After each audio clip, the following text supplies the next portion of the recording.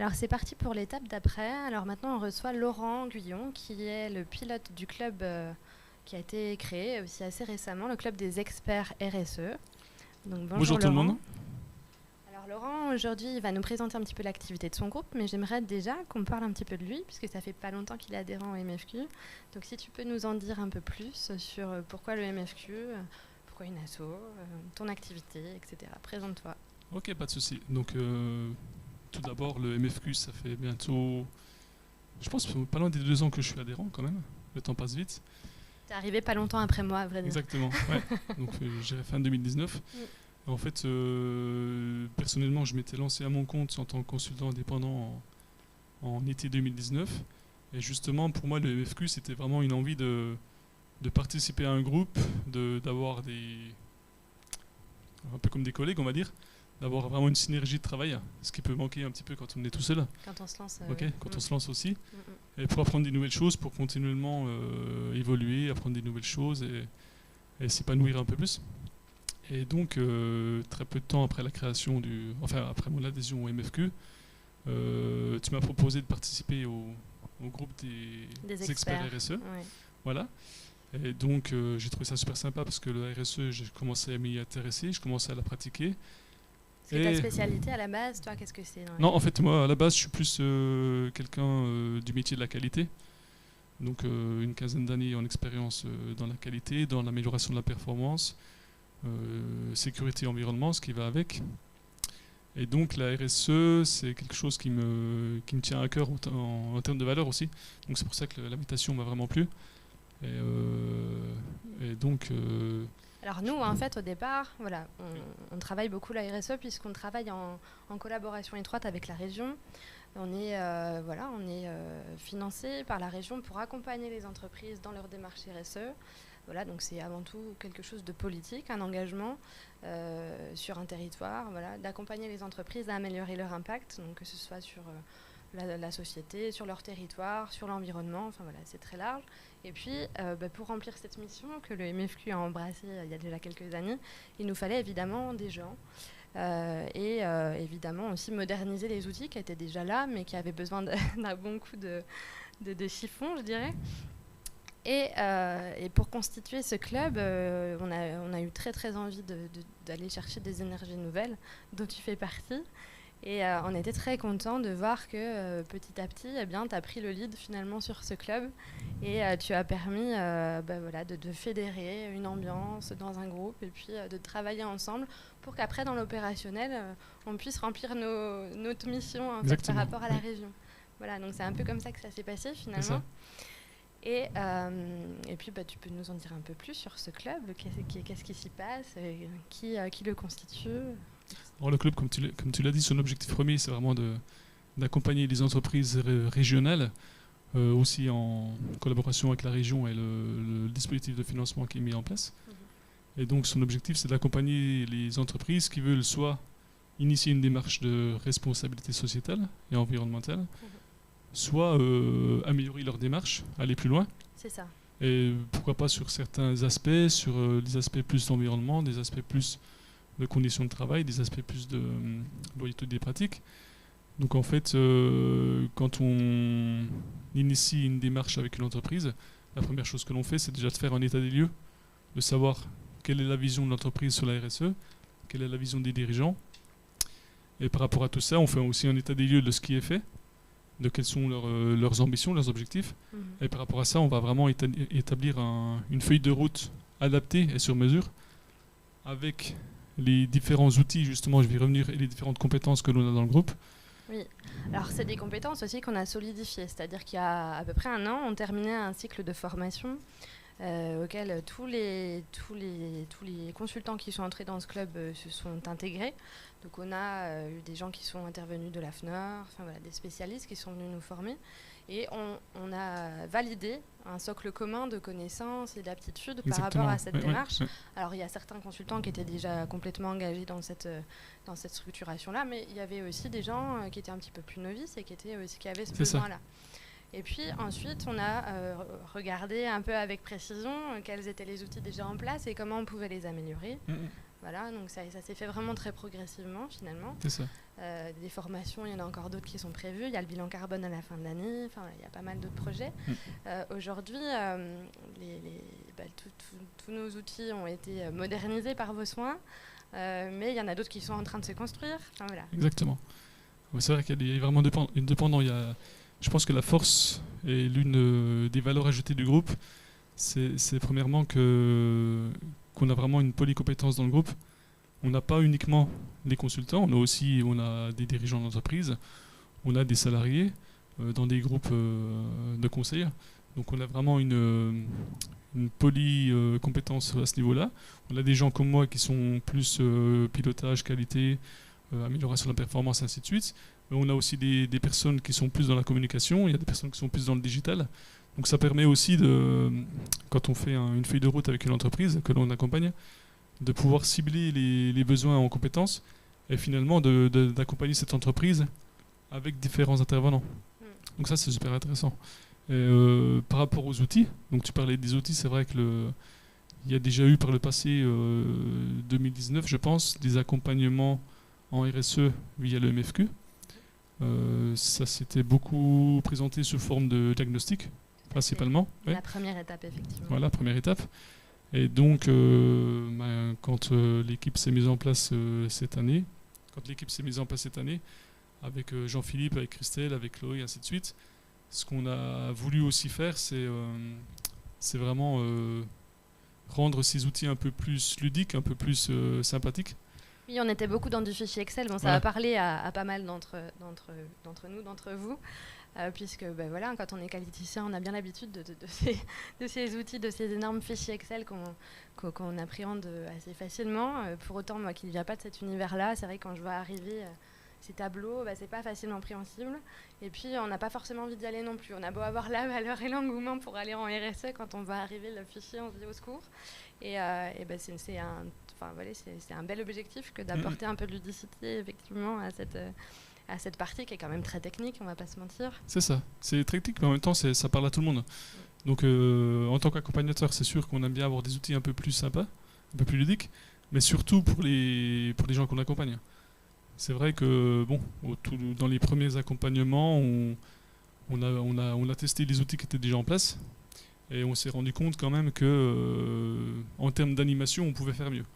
Et c'est aussi dans ce sens-là, donc on essaie de faire évoluer les outils vers des choses un peu plus sympathiques, mais c'est aussi dans ce sens-là que, au travers du groupe, justement, comme on est polycompétent, certaines personnes du groupe informent, sensibilisent, on propose de former les autres personnes du groupe à des outils de communication, à des outils de gestion de comportement, ce genre de choses. Et de facilitation. Facilitation, exactement. Voilà, donc on peut avoir aussi une passerelle avec le groupe facilitation. Et donc ça nous permettra, dans nos accompagnements, en plus de la technique et de la formation RSE, du basique du métier, d'avoir vraiment ces outils d'accompagnement et d'animation qui vont permettre de faire en sorte que les participants de l'entreprise soient plus motivés, plus moteurs, plus impliqués dans la démarche, quoi. C'est ça. Et puis, quand on entame cette partie RSE de la qualité, on pense stratégie globale dans l'entreprise. Voilà. Donc c'est aussi réfléchir à comment rendre les travaux... c'est l'occasion aussi de travailler la cohésion en fait, finalement, des équipes et donc d'apporter des choses différentes et de mettre tout le monde autour de la table.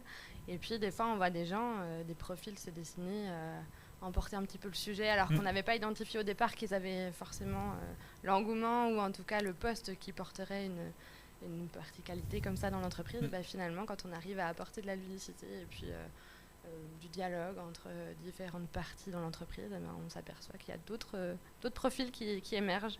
Ça aussi, c'est des bons moments en accompagnement. C'est des bons moments et c'est vrai que c'est aussi quelque chose qu'on n'avait peut-être pas appréhendé au départ, c'est le fait d'initier une démarche RSE dans une entreprise.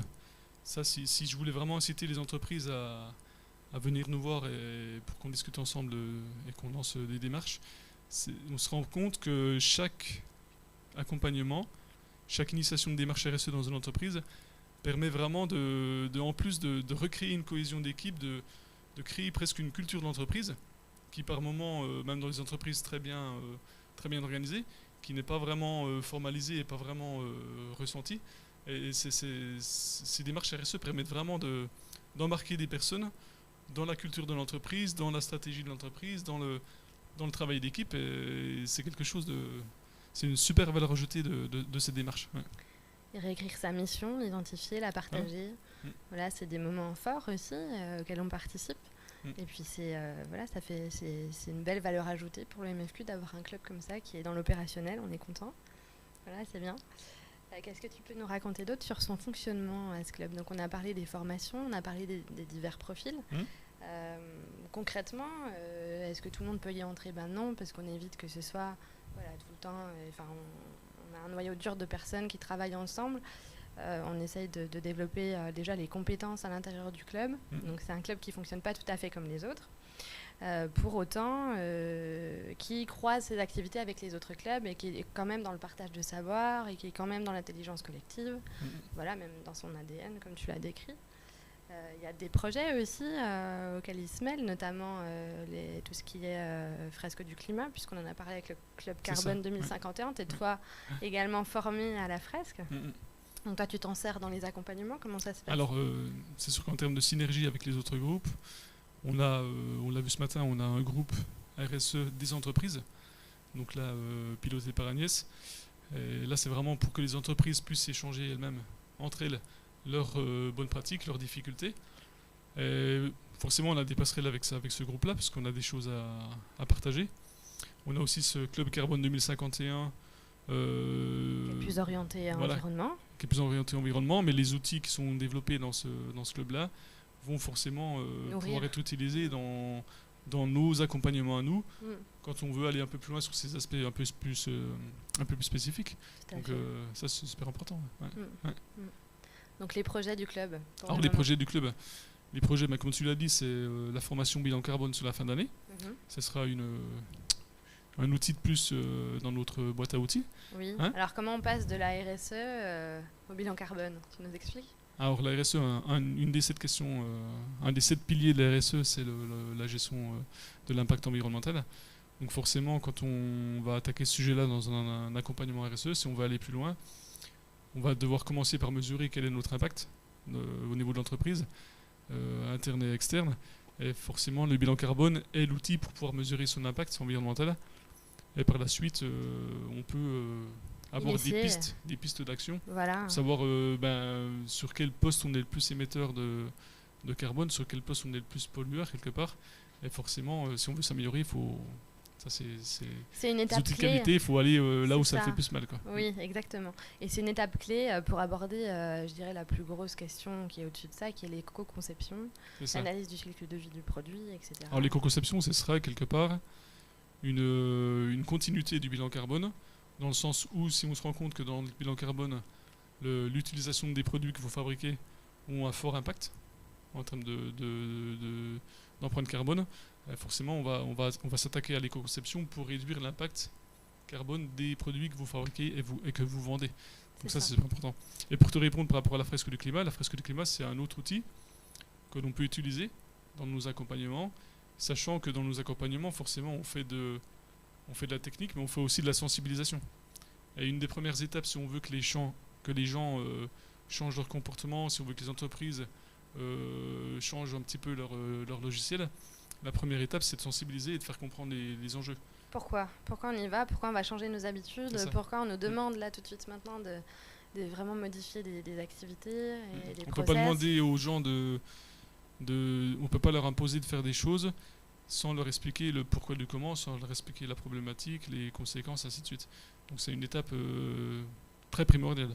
Une fois, j'avais vu dans un livre une petite philosophie qui dit que quelque part, quand on veut passer à l'action, la première chose, c'est de porter son attention sur quelque chose. Une fois qu'on a porté son attention sur quelque chose, là, on peut avoir une intention qui naît. Une fois que l'intention est là, on peut passer à l'action.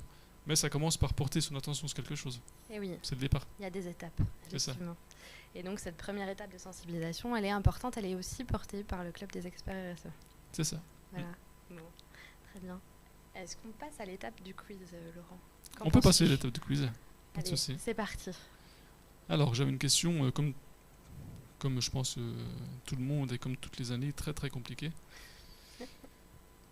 Quand on parle de RSE, ça c'est l'acronyme, On parle parfois aussi de RSO. Donc j'aurais bien aimé que quelqu'un m'explique concrètement de quoi sont les acronymes RSE et RSO. Alors, que veulent dire les acronymes RSE et RSO? C'est ça. C'est à vous, c'est parti.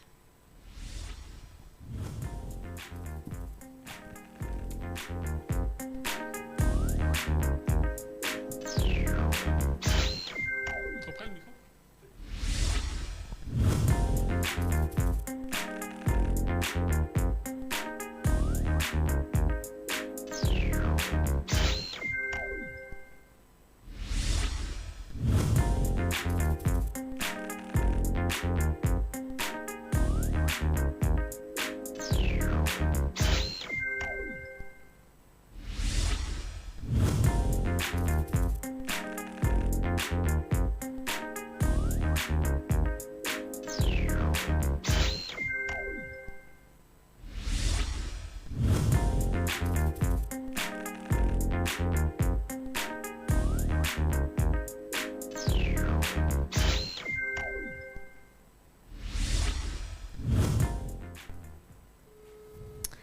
Alors ça y est, on a la réponse. On a eu quelqu'un d'assez rapide d'ailleurs. Allô? Oui, bonjour. Vous venez d'écrire une réponse pour la question du quiz concernant la RSE et la RSO. C'est bien vous? Oui. Alors, qui êtes-vous? C'est Gabriel Martinez. D'accord. Eh bien, bienvenue. Bienvenue en direct. Alors, je vous laisse nous donner la réponse à cette fameuse question. Alors, RSE, responsabilité sociétale des entreprises. C'est ça. RSO, responsabilité sociétale des organisations. Très bien. Eh bien, bravo. Donc, vous remportez le livre de la perma-entreprise et on vous incite grandement. Alors, le club des experts RSE rêve de se former à ce modèle vraiment passionnant. Ouais. Et très passionnant. Peut-être un projet 2022-2023, on verra. En tout cas, voilà, vous avez gagné cet ouvrage et on vous remercie beaucoup pour votre participation. Bravo Jean-Marie. Parfait. Bonne journée. Au revoir. D'ailleurs, je vais rebondir sur la réponse parce que la question avait aussi un objectif. Un petit point mort. C'est vrai que Jean-Philippe m'avait charrié un petit peu là-dessus. Souvent, RSE, on pense à responsabilité sociétale et environnementale. En fait, la RSE, c'est la responsabilité sociétale des entreprises. Et pourquoi j'ai aussi parlé de la RSO, des organisations, c'est parce que dans le cadre des accompagnements que l'on fait, ou dans le cadre d'une démarche RSE en général, toutes les organisations sont concernées. Ça peut être des collectivités, ça peut être des associations, ça peut être tout type d'organisation. Donc ce n'est pas uniquement pour les entreprises. Tout à fait. Voilà. Alors nous, on travaille avec la région pour les entreprises, voilà. Mais il y a énormément de typologies de structures qui peuvent se lancer et qui se lancent d'ailleurs, heureusement, dans cette démarche. Oui, puis entreprise, c'est pas uniquement les industries, c'est... Tout secteur confondu. On est en train d'accompagner par exemple un restaurant, donc... c'est vrai. Les entreprises, c'est assez large aussi. Alors au niveau restauration, il se passe pas mal de choses en termes de RSE ces derniers temps, donc c'est bien, on est content. C'est cool. Voilà. Eh ben, merci Laurent en tout cas pour cet échange, cette présentation. On revient à 15h avec... alors on a la chance d'avoir un moment un peu particulier dans cette journée, puisque cette fois c'est une entreprise en fait qui va prendre la parole, donc c'est Pompe Japi. Qui est accompagné RSE par nos soins et on aura quelques experts autour de la table, donc rendez-vous à 15h. Merci. À tout à l'heure.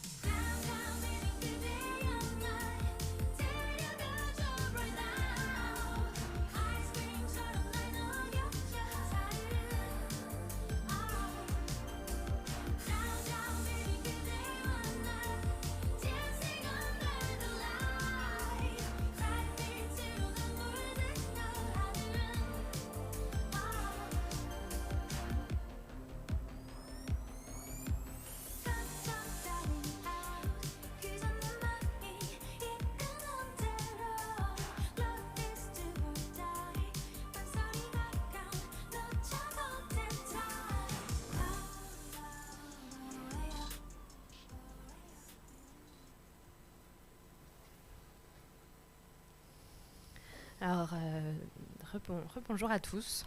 Bonjour. C'est le moment de la suite de cette partie expert RSE. Donc, il y a pas mal de choses à dire. Et on a, comme je le disais il y a quelques minutes, la chance d'avoir les pompes JAPI qui sont avec nous aujourd'hui. Et les consultants qui ont accompagné en fait, cette entreprise. Donc, à distance, nous avons Christelle Châtelain. Bonjour Christelle. Et Bonjour. Jean-Philippe, que vous avez déjà vu tout à l'heure, pour nous parler de Lean, mais qui fait partie du club des experts et qui est déjà sur le terrain depuis un moment, et qui vont nous raconter un petit peu comment ça se passe, les accompagnements entre eux. Christelle, Jean-Philippe, ça se passe comment un accompagnement? En fait, comme je l'ai expliqué tout à l'heure, moi je viens du monde industriel, donc je suis quelqu'un d'assez pragmatique, terrain un peu scientifique sur les bords et Un peu chiant, quoi. très qualiticien, effectivement. Toi, j'avoue. t'adores les tableaux Excel, toi, non? Ah ouais, moi les tableaux Excel, c'est mon kiff. Et Mais pas que. force est de constater que les approches tableau Excel ont un certain nombre d'avantages, mais en matière de sexitude du tableau Excel, on pourra revenir. Donc, on travaille somme toute plutôt assez bien avec Christelle, qui est ma double part créative, facilitation et tout. Donc, je vais te laisser te présenter, Christelle. Moi, je suis le rond de l'histoire. En fait, lui, c'est le carré et moi, c'est le rond. Alors moi, j'ai jamais fait de qualité. J'étais même plutôt qualifiée par mes collègues qualiticiens d'empêcheuse de tourner en rond et de casseuse de principes et de normes et tout ça. Donc, quand je suis arrivée au MFP il y a un an et demi, ça m'a beaucoup questionné. Ce rapport à la norme, ce rapport au tableau Excel, ce rapport au carré, tout ça. Oui, Donc, je me souviens très bien des ouais. premiers échanges. Ouais, c'était assez. J'ai beaucoup appris sur moi aussi et sur la norme et ça a éclairé avec une autre couleur en fait, le cadre, les règles, tout ça. Donc c'était très intéressant. Et puis pour revenir aux accompagnements RSE, moi, je suis effectivement le rond de l'histoire. Je suis plutôt dans la facilitation, plutôt dans l'écoute et avec certaines fois peut-être un manque d'exhaustivité et d'appui, en fait, ce que le tableau Excel et Jean-Philippe, on est tous les deux euh, complémentaires dans nos accompagnements. En tout cas, c'était à Noémie de raconter comment elle l'a vécu, mais en tout cas, ouais, c'est ça qui est très intéressant en dehors de l'alignement, des valeurs et de la motivation. On parlait déjà, Laurent, au départ, et on se retrouve tous dans ce groupe, ça c'est clair. Puis on est d'accord, c'est un peu le socle commun, ces valeurs qu'on partage tous, une manière de travailler qui est parfois par des médiums un peu différents, mais qui se relient. Voilà.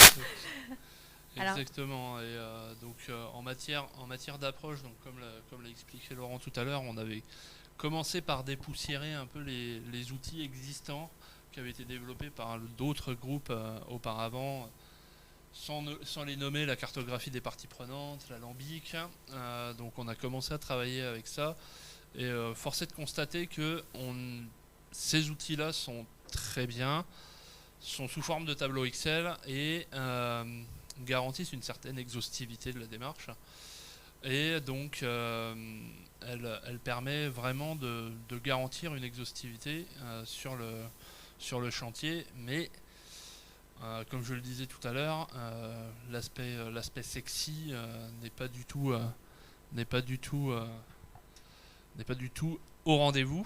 Et donc du coup on a été amené à se réinventer à mesure qu'on progressait. C'est vraiment la démarche d'amélioration continue qu'on prône somme toute, tous et toutes au sein du MFQ. Et donc on s'est amené à se réinventer autour, toujours en gardant la norme et le tableau Excel, parce que en synthèse on n'a encore rien inventé de mieux que le tableau Excel malheureusement. Mais ils n'ont pas l'air d'accord, effectivement. Il y a d'autres outils qui permettent de synthétiser de manière On plus pourrait parler graphique. de l'illustration graphique. Effectivement. Mais au final, c'est quand même assez pratique au final pour exploiter les données. Et donc, le chantier en lui-même, on a basculé vers des chantiers en mode facilitation pour rendre l'approche un peu plus motrice et motivante pour les entreprises accompagnées. Et puis, ce que le tableau Excel ne permet pas, même si on est tous réunis face à un écran, et que c'est plutôt pas mal, c'est beaucoup plus compliqué d'être dans l'intelligence collective, dans le partage, et d'aller aussi sur des sujets plus intérieurs, de motivation, quand on est dans un tableau ou face à un tableau, plutôt que d'être dans et avec les personnes qui nous entourent. Donc, quand on fait des chantiers RSE, la responsabilité sociétale, elle commence en interne avec les salariés. Et c'est un sujet et de motivation et intéressant. Et le début de la RSE, c'est le départ du nœud, quoi. Donc, c'est aussi intéressant de le faire sans tableau, sans table et même sans chef. C'est pas mal. Est-ce que tu peux peut-être nous donner ton ressenti, Noémie, sur notre approche, sur notre façon de faire, comme tu as pu l'expérimenter, en transition un peu entre le tableau Excel qu'on a utilisé pour la cartographie de vos parties prenantes et la facilitation qu'on a utilisée pour la partie plus sur les questions centrales de la norme. Noémie, Noémie des pompes Japy et la responsable qualité des pompes Japy à Flèche-le-Châtel. Bonjour Noémie, vous êtes à distance avec nous, vous nous entendez? Ah, il y a peut-être un problème de son.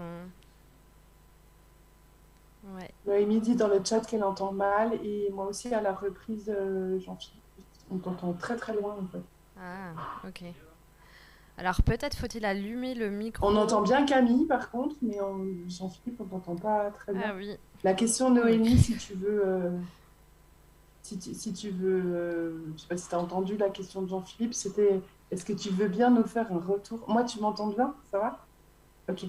La question c'était est-ce que tu veux bien nous faire un retour sur l'accompagnement, puis peut-être sur le switch ou l'apport du fichier Excel qu'on a utilisé pour faire la carto des parties prenantes.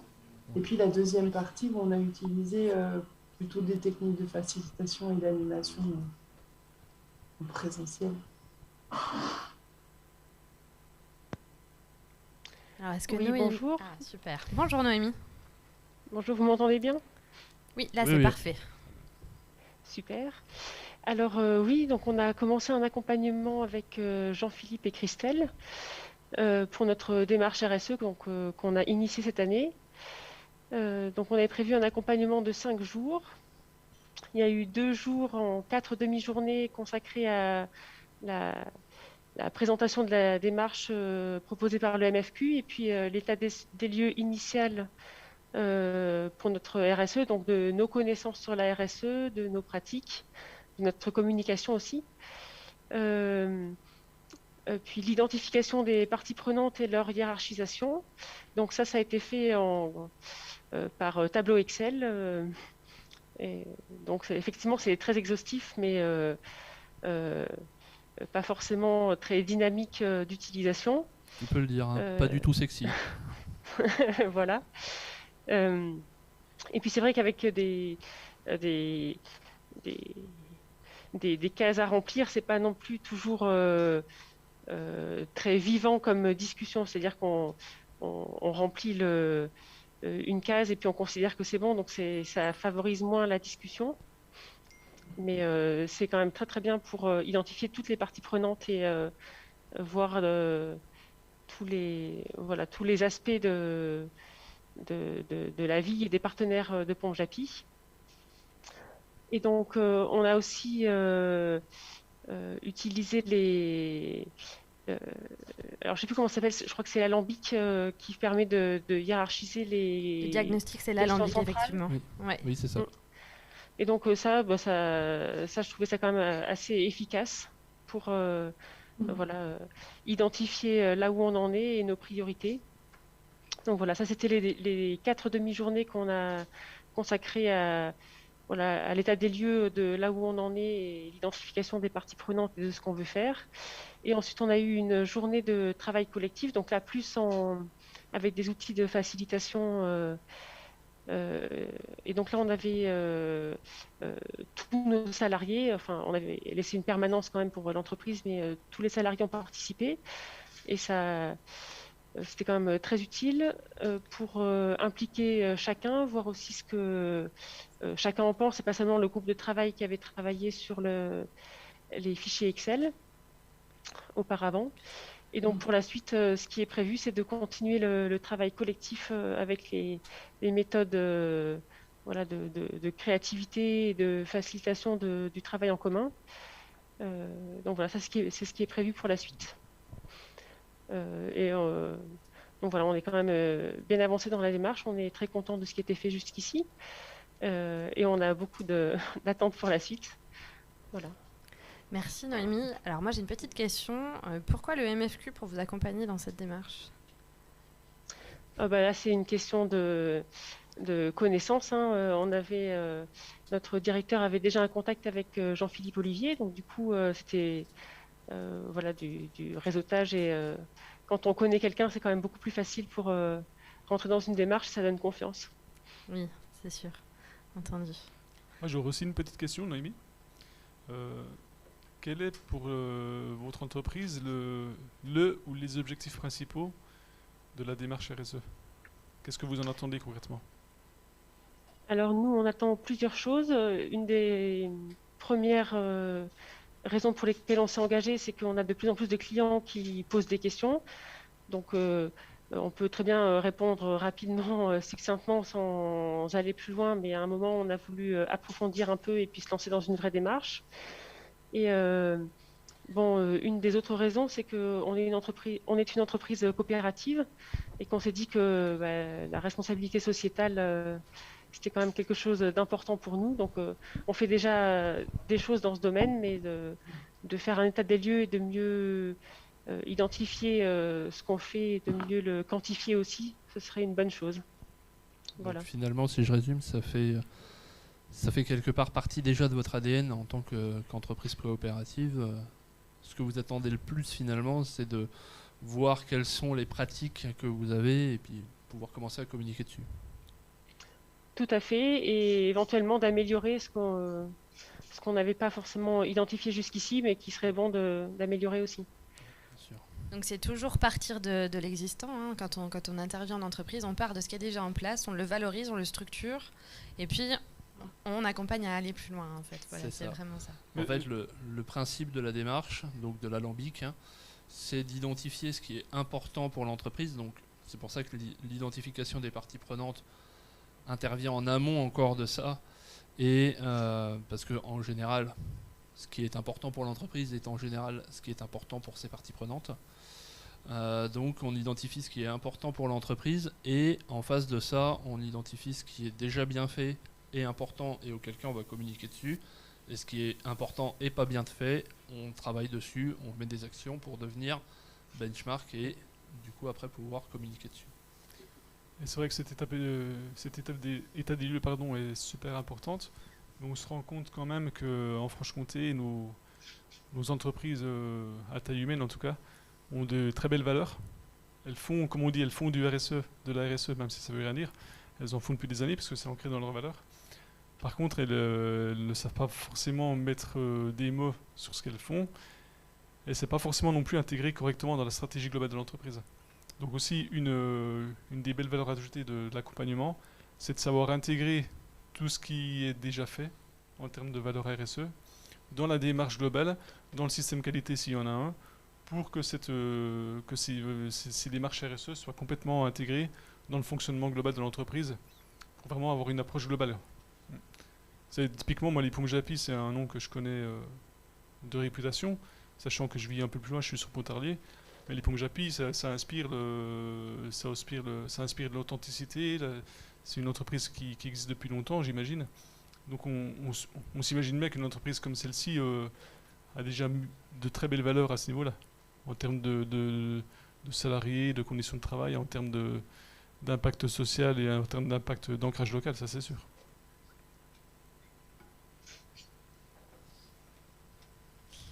Ok, alors Christelle, peut-être, on se demandait si... Alors moi, j'avais vu passer des photos du magnifique lieu, en fait, dans lequel vous avez entamé cet accompagnement, parce que c'est vrai que ça parle quand même d'un terroir, hein, c'est particulier. C'est fort quand même, cette entreprise des Pompes Japy. Alors, il y avait des très très beaux visuels. Voilà, alors j'imagine que c'est pas très... voilà, au niveau du respect de l'environnement, c'est un peu compliqué ce genre de bâtiment. Mais en tout cas, c'est très très beau. Voilà, on sent que c'est empreint d'une histoire. Et effectivement, le lien des entreprises à leur territoire, à leur histoire, tout ce caractère-là qu'on porte aussi, nous...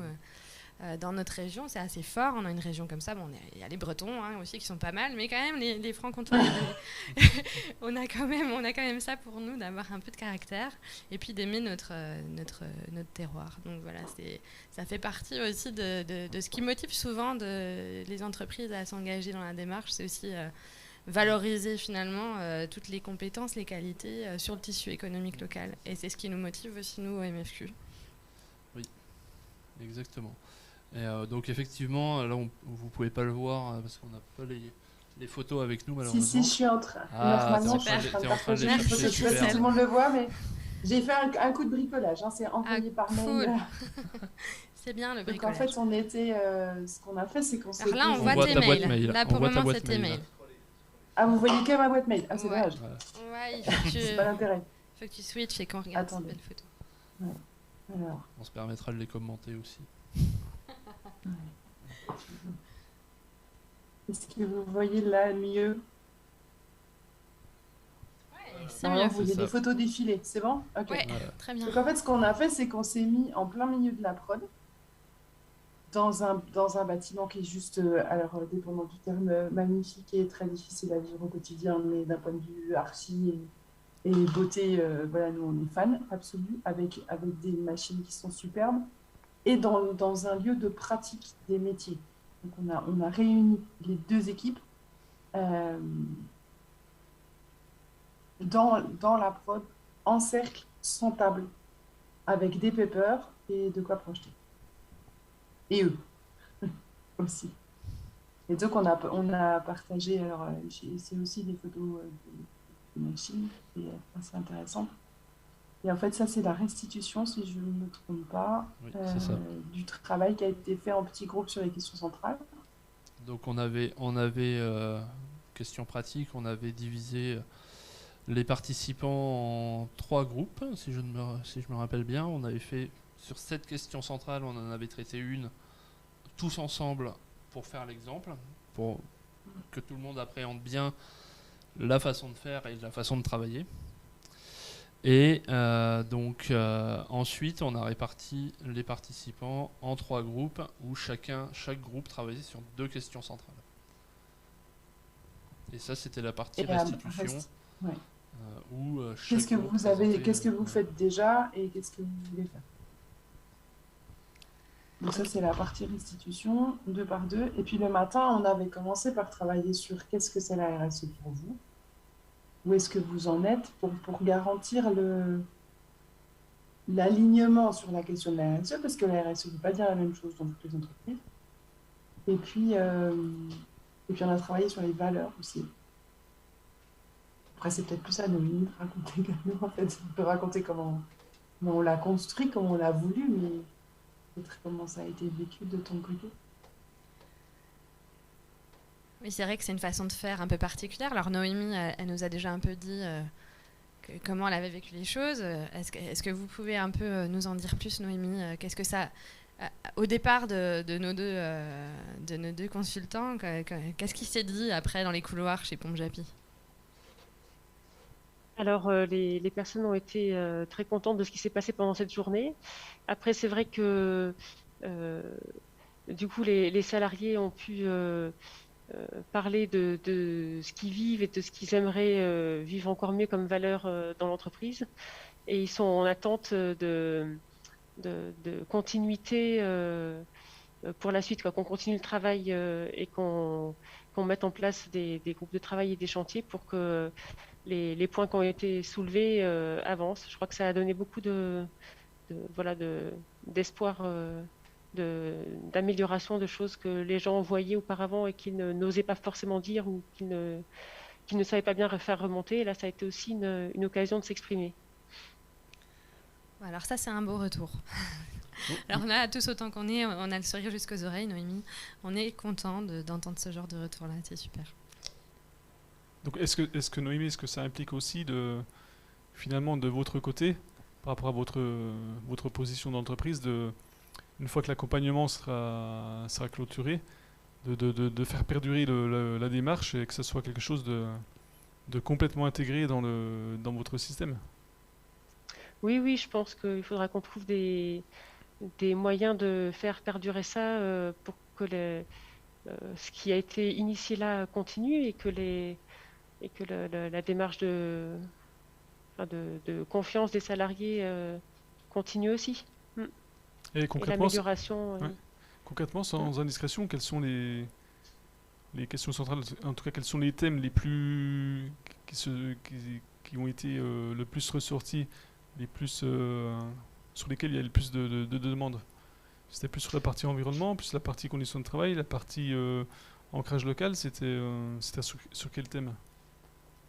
Alors là, j'ai pas repris les résultats exacts, mais je pense que là où il y avait des retours assez forts, c'était sur les conditions de travail et la participation des salariés, donc peut-être un peu la gouvernance aussi. Ok. Et puis l'environnement aussi, il y a des choses vraiment qui sont ressorties et je pense que là, on a du travail à faire qui sera pas très compliqué et qui pourra donner tout de suite des résultats. Oui, exactement. C'était les deux sujets qui sortaient. Je pense juste une dernière anecdote. Tu peux remonter peut-être avant d'arrêter de partager sur la première photo où on voit nos deux petits avatars. Je crois que j'ai vu Son Goku. C'est aussi Son ça. Goku. En fait, c'est notre patte à Jean-Philippe et moi. C'est aussi la patte du MFQ, je crois. Et je trouve, c'est que on n'est pas, on est garant d'une norme, on est garant d'un état d'esprit.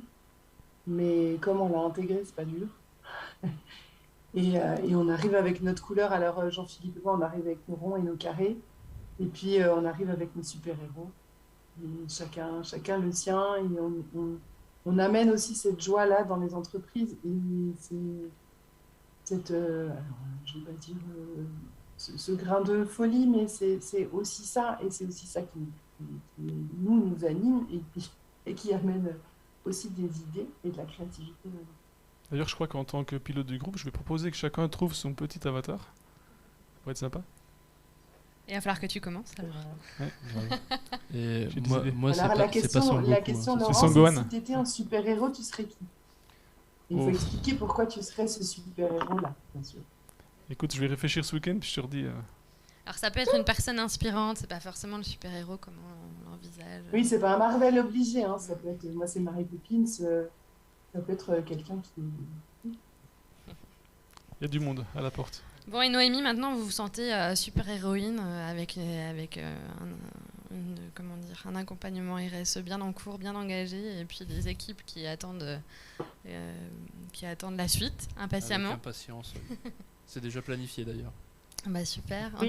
En tout cas, merci beaucoup d'avoir apporté votre témoignage à cette journée où on a beaucoup parlé de l'activité de nos clubs, etc. Et là, eh bien, c'est d'autant plus concret d'avoir quelqu'un qui prend la parole et qui nous raconte qu'est-ce qui se passe sur le terrain. Et c'est très chouette. Encore merci beaucoup. Merci beaucoup Noémie et à bientôt. À bientôt. Bon week-end.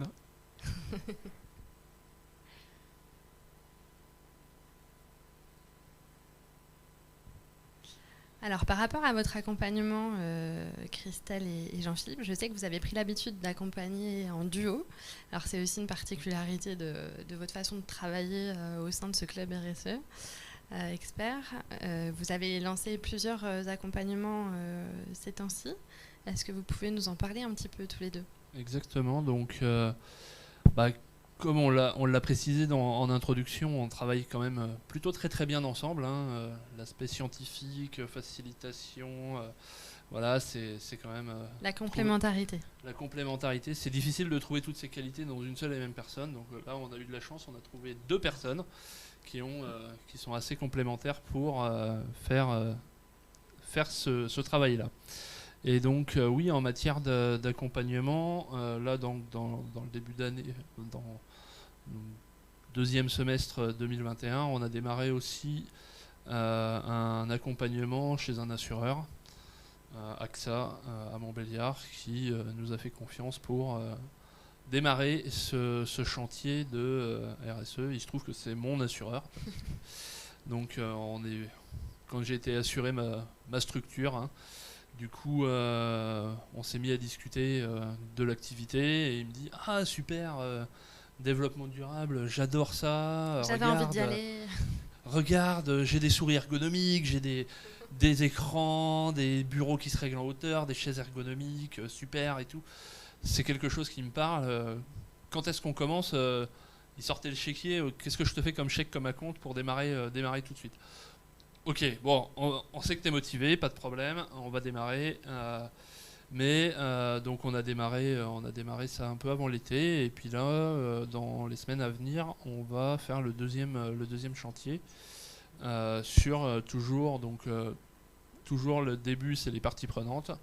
Là, donc on a d'abord cartographié les parties prenantes, et maintenant on va s'attarder sur leurs attentes en matière de RSE, donc sur les 3 thématiques sociale, environnementale et économique de la RSE, donc à distinguer avec les 7 questions centrales. Ça, c'est vraiment la base. Le développement durable, c'est ce qui a des aspects bénéfiques sur le social, l'économique et l'environnemental.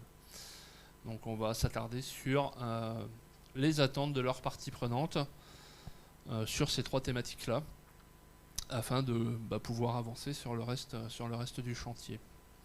Et sinon, dans les tuyaux, on a aussi, comme l'évoquait Laurent tout à l'heure, des restaurateurs. Justement, on va en parler. Laurent a déjà commencé l'accompagnement d'un restaurant à Pontarlier qui s'appelle Le Papillon, c'est bien ça ? Le restaurant Les Papillons, voilà, sur les hauteurs de Pontarlier. Donc je pense qu'ils ont les pieds dans la neige ce matin. Et on a commencé à travailler ensemble. Et ce qui m'a vraiment marqué, la première partie, c'était vraiment la partie quelles sont vos ambitions, quels sont vos objectifs et sensibilisation. Et c'est vrai que les restaurateurs, ça fait 1 an et demi, enfin j'ai vraiment ressenti comme ça fait 1 an et demi que c'est vraiment très très galère pour eux. En fait, toute cette période entre les confinements, entre les passes sanitaires, ce genre de choses, ça leur a changé leur façon de travailler. Et ça leur a aussi remis en cause certaines de leurs valeurs. Donc ce chantier pour eux, c'est vraiment quelque part un exutoire pour pouvoir peut-être penser autrement, réfléchir autrement, puis peut-être mieux assumer leurs responsabilités par rapport à tout ça. Donc en plus, dans ce restaurant, ce qui est super intéressant, c'est qu'il y a vraiment une volonté d'impliquer les salariés, ils sont une dizaine, dans le projet au global, et avec a priori une envie d'améliorer vraiment son impact environnemental, son empreinte carbone.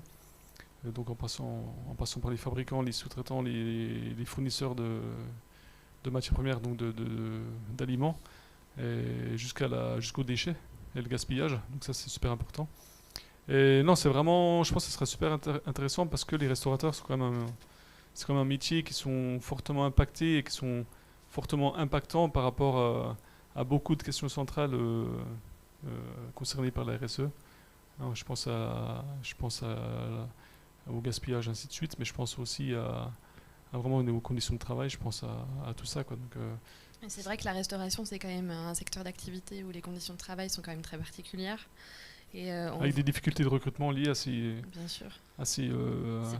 conditions. Donc c'est aussi un des objectifs, c'est de savoir comment on peut vraiment pallier à ces difficultés de recrutement en sachant qu'un chantier RSE, ça permet aussi de fidéliser et de recruter plus facilement, en tout cas d'avoir des plus beaux atouts pour pouvoir fidéliser et ou recruter des collaborateurs.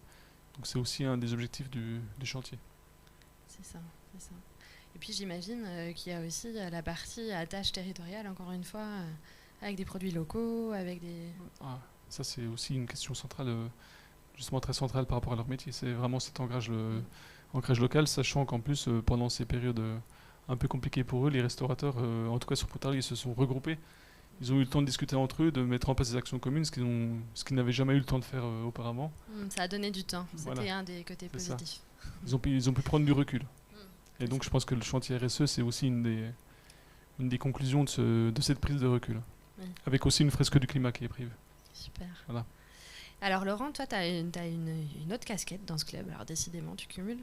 Tu as une petite spécialité puisque tu nous as parlé dernièrement et tu as accompagné des entreprises qui sont dans un autre secteur d'activité, le secteur du luxe. Tu nous as parlé dernièrement d'un référentiel spécifique.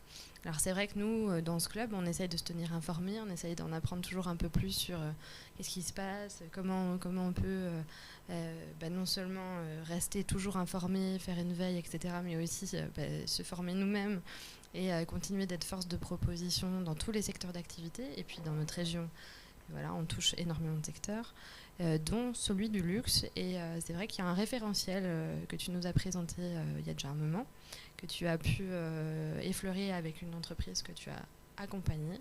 Est-ce que tu peux nous en dire plus ? Alors c'est vrai qu'en Franche-Comté, on est les spécialistes de la microtechnique. Donc qui dit microtechnique dit horlogerie, qui dit horlogerie dit luxe. Maintenant le luxe, c'est pas uniquement l'horlogerie, c'est aussi la bijouterie, c'est aussi la maroquinerie, ainsi de suite.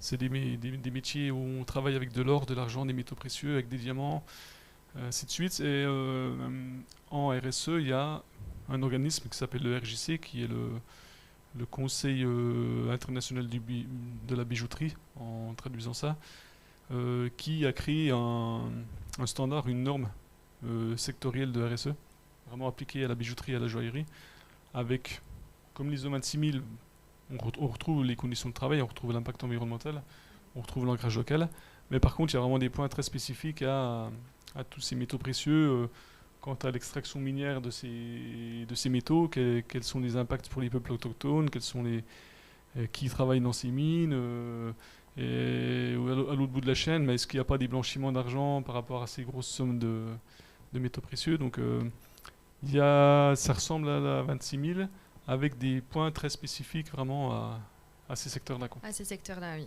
Oui. Alors c'est vrai que dans le club des experts, on a vocation à être informé sur tous les labels RSE. Il y en a des tas. On a des labels qui sont généralistes, des labels sectoriels. Voilà, on essaie de dire aussi, et c'est important, qu'on n'a pas besoin de se labelliser pour être solide dans sa démarche RSE. La labellisation, c'est un choix qui est valorisé, etc. Mais on n'est pas obligé de le faire. C'est-à-dire, voilà, on peut avoir une démarche très solide, très complète, savoir la valoriser, la communiquer sans avoir besoin d'un label. Alors après, c'est vraiment une casquette qu'on peut avoir, accompagnée dans le fait d'avoir un label, mais c'est pas obligatoire. Sachant que la particularité là, du RJC et du luxe, c'est que les plupart des grands donneurs d'ordre sont certifiés maintenant. Tu m'enlèves les mots de la bouche. Et pour assurer, pour vraiment connaître correctement leurs fournisseurs, leurs sous-traitants, justement, les gens qui travaillent avec eux, au lieu de s'embêter eux-mêmes à faire des audits et d'aller chercher des informations chez les fournisseurs et sous-traitants, ce qu'ils font maintenant, c'est qu'ils demandent que les gens qui travaillent avec eux soient certifiés RJC. Donc c'est en train de se cascader dans la chaîne de valeur. Et donc c'est pour ça que nos petites entreprises locales, qui sont peut-être des fournisseurs de rang 2, rang 3 par moment par rapport à des grands groupes comme Hermès, Cartier, ainsi de suite, cette contrainte, elle va commencer à arriver en degré ou de force quelque part. C'est aussi une particularité. Alors, selon les secteurs, on va où il y a des secteurs où c'est plus ou moins prégnant, mais en tout cas, voilà, on accompagne sur le cheminement des labels, c'est des fois pas évident. Ça fait aussi partie des casquettes de cet accompagnement qu'on propose, qui est un accompagnement à la carte, qui est vraiment du sur-mesure. Il n'y a pas deux accompagnements qui sont les mêmes. Et voilà, en tout cas, merci à Christelle, merci à tous les deux d'avoir été là pour parler de toute cette